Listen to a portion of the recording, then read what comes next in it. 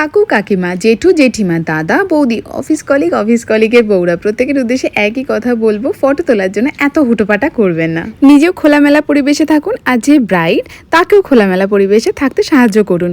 কথাটা কেন বললাম তার পেছনে অনেক কারণ রয়েছে। এই যে ব্রাইডটিকে দেখছো, আমি একটু আগেই শাড়ি পরালাম, শাড়িটা কিন্তু যথেষ্ট ভারী। বিশ্বাস করুন, প্রত্যেকটি ব্রাইডই চায় হালকা ফুলকা করে থাকতে, যার জন্য এখন সাজগোজের পরিমাণটা অনেক কমে গেছে। কিন্তু পোশাকেরও তো একটা ওজন আছে। যে লেহেঙ্গা পরে তার নিচে ক্যান থাকে, শাড়ি পরলে শাড়ি যথেষ্ট ওয়েট হয়, তার সঙ্গে সাজগোজ হয়, মেকআপ হয়, সেই ব্রাইডটি কিন্তু যথেষ্ট একটা ওয়েট ক্যারি করে। তার মধ্যে আপনারা মানে এই যে দাদা বৌদিরা, ভাই বোনেরা, বা ধরো এই জেঠু জেঠিমা, কাকু কাকিমা ফটো তোলার জন্য এত হুড়োহুড়ি করে থাকে। তো আপনারা কি কখনো খেয়াল করে দেখেছেন যে ব্রাইডটি ওখানে দাঁড়িয়ে থাকে, সে কিন্তু সবসময়তে একটা স্মাইল নিয়ে দাঁড়িয়ে থাকে। সেটা তার মনের ইচ্ছেতে হোক বা অনিচ্ছেতে হোক, কষ্ট করে কিন্তু অনেকক্ষণ ধরে দাঁড়িয়ে থাকে। সেই জায়গাটাতে যেখানে দাঁড়িয়ে থাকে তার সামনে অনেক লাইট থাকে, আর লাইটগুলো কিন্তু যথেষ্ট পাওয়ারফুল। পুরো হলের মধ্যে যতটা না টেম্পারেচার থাকে, ওই যে মেয়েটি দাঁড়িয়ে থাকে তার সামনে কিন্তু টেম্পারেচার অনেক বেশি থাকে। তো শীতকাল তো টাটা বলে দিয়েছে, তো গরমকাল কিন্তু সামনেই চলে এসছে। তো সেই ব্রাইডটিকে একটুখানি যদি হাওয়া লাগতে দেওয়া হয়, যদি সেই রুমটি এসি না হয়ে থাকে, তাহলে কিন্তু তার গায়ে হাওয়া লাগাটা খুব দরকারি। আর আপনি যদি ওইরকম সামনে দাঁড়িয়ে থাকেন, তাহলে এই মেয়েটির গায়ে কী করে হাওয়া লাগে বলুন? আমি এরকম অনেক ক্ষেত্রে দেখেছি যে যেখানে মেয়েটি দাঁড়িয়ে রীতিমতন ঘামছে, অথচ তার সঙ্গে ফটো তোলার জন্য হুড়োহুড়ি লেগেছে। সত্যি কথা, একবারও কখনো জেনে দেখেছেন যে ওই ফটোটা অ্যাকচুয়ালি সেই ব্রাইডের অ্যালবামে থাকবে কি না, বা তার আদৌ ওই ফটোটার দরকার আছে কি না? সে তো হয়তো নতুন বিয়ের বউ, যেহেতু সবার সাথে পরিচয় করছে, ফটো তুলছে, বাট এত হুড়োহুড়ি করারও কিছু নেই। সারাক্ষণ সময় আছে, রাত অনেকটা লম্বা থাকে, তারাও বাড়ি পালিয়ে যাবে না। আস্তে ধীরে করে ফটো তুলবেন, ঠিক আছে? আপনিও সেজেগুজে আসছেন, আর যে ব্রাইডটি দাঁড়িয়ে আছে সেও কিন্তু যথেষ্ট সেজেগুজে রয়েছে, অনেক ভারী পোশাক পরে রয়েছে। তার কষ্ট কিন্তু আপনার থেকে অনেকটা বেশি থাকে। তো সেই কারণে এত ফটো তোলার জন্য হুড়োহুড়ি করার কোনো দরকার নেই। সামনে কিন্তু ভীষণ গরম আসতে চলেছে, মানে ভয়ানক গরম। তো সেখানে দাঁড়িয়ে একটু দূরের থেকেই ব্রাইডকে না হয় হাই করে দেবেন। তো চলো, এই অনেক কথাগুলো তো বলে ফেললাম, কথাগুলো একটু অন্যভাবেই বললাম, বাট সত্যি কথা বললাম। এইরকম কিন্তু প্রবলেম ব্রাইডরা ফেস করে। তো যথারীতি এই ব্রাইডের কিন্তু ভিডিও তোমরা অনেক আগে দেখে ফেলেছো। আর আমার মিষ্টি একটা ব্রাইড, তো যেখানে ও একটা পরেছিল ডার্ক পার্পল স্টোনের একটা শাড়ি, তো তার সঙ্গে আমি একটা সফট সাটেল লুক রেখেছিলাম। ও বলেছিল সফট সাটেল লুক রাখতে।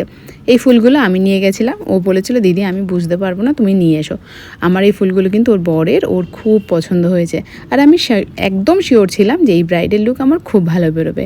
মিনিমাম প্রোডাক্ট দিয়ে ইউজ করেছিলাম মেকআপ, যার জন্য মেকআপ কিন্তু অনেকক্ষণ লং লাস্টিং ছিল।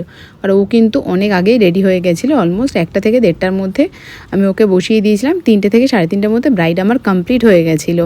যেহেতু সেদিনকে বিয়ের ডেটও ছিল, আমার 2টো ওয়েডিং ব্রাইড ছিল, আর ওর ছিল রিসেপশন লুক। তো দেখতে পাচ্ছ এখানে আমি একদম সাটেল মেকআপ করেছি। ফ্রন্টের পার্টটা এখন যে ট্রেন্ডি বান হেয়ারস্টাইল রয়েছে ফ্রন্ট পোর্শনে, সেটাই আমি করেছি। আমি ওকে বলেছিলাম ওপেন করার দরকার নেই, তুমি বান করো, আর বানটা একটু ফ্লাওয়ারের উপরে পুরোটা কভার করে, দেখতে খুব সুন্দর লাগবে। ও রিসেপশনের দিন সাজাতে গিয়ে আমি ভীষণ অবাক হয়ে গেছিলাম শাশুড়ি বৌমার কেমিস্ট্রি দেখে। মানে ও আমাকে রীতিমতন বলছিল আমার শ্বশুরমশাই আমাকে এরকমভাবে প্যাম্পার করে, আমার শাশুড়ি আমাকে এরকমভাবে প্যাম্পার করছে। তো এই জিনিসটা কিন্তু আমার ভীষণ ভালো লেগেছে। তোমাদের সাথে আলাদা আলাদা ছোটো ক্লিপিংস কিন্তু আমি শেয়ার করেছি।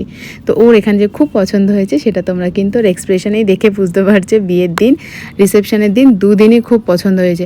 ওর তো পছন্দ হয়েছে, সাথে কিন্তু আমারও পছন্দ হয়েছে। তো চলো, তোমাদের কেমন লাগলো আমার এই মিষ্টি ব্রাইডকে, সেটা কিন্তু অবশ্যই কমেন্টে জানাবে। আর একটা কথা, এই রকম ধরনের ট্রেন্ডি হেয়ারস্টাইল, ট্রেন্ডি মেকআপ, এখন যেই ধরনেরগুলো চলছে সেই ধরনের মেকআপ যদি শিখতে হয়, তাহলে কিন্তু ক্লাস জয়েন করতে হবে। মার্চের 16 তারিখ থেকে শুরু হচ্ছে ক্লাস। তো তোমরা যারা ক্লাস জয়েন করতে চাইছো অবশ্যই কিন্তু যোগাযোগ করে নিও আমার সাথে 8910462609 এই নাম্বারে। আর একদম ভিডিওর ফার্স্টে যে কথাগুলো আমি বললাম না, আমি কিন্তু একদম সত্যি কথা বললাম। ফটো তোলার জন্য এত হুড়োপাটা করার কোনো দরকার নেই। সেই ব্রাইডটি দাঁড়িয়ে থাকবে ওখানে, অনেকক্ষণ আছে আপনাদের সাথে হাসি মুখে ফটো তোলার জন্য।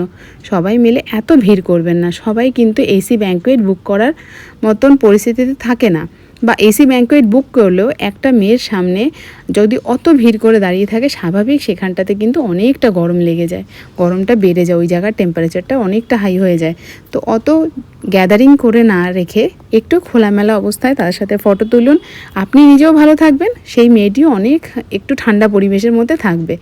তো কেমন লাগলো এই ভিডিওটা, তো অবশ্যই কিন্তু কমেন্ট করে জানিও। আর আমার মিষ্টি ব্রাইডকে যদি ভালো লেগে থাকে তোমরা সেটাও জানাতে পারো। তো ততক্ষণের জন্য টাটা, বাই।